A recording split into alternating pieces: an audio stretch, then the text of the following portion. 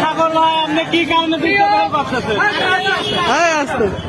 ভাই, আমার বন্ধুগণ বা ভাই, আমার জীবনটা ছিল অনেক বিলাসিতা জীবন। আমার একটা মোটরসাইকেলের শোরুম ছিল, বহুত লোক চেনে পান্টি। আমার একটা মোটরসাইকেলের শোরুম ছিল, আমার একটা বাড়ি ছিল। আমি খুব শখ করে একটা বাড়ি করছিলাম। আমার এই মোবাইলে খেলা করে আমার এই শোরুম চলে গেছে, আমার বাড়ি চলে গেছে। আমার এই দৃশ্য দেখে যদি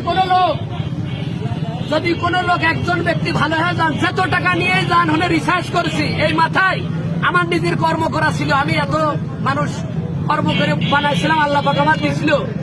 অসৎ পথে কেউ কোনোদিন বড় লোক হতে পারে না, রাতারাতি কেউ বড় লোক হতে পারে না। কোন মানুষ এইটা দেখে সব শিক্ষা গ্রহণ করবেন, জীবনে কেউ জুয়া খেলবেন না। ঠিক আছে, ঠিক আছে।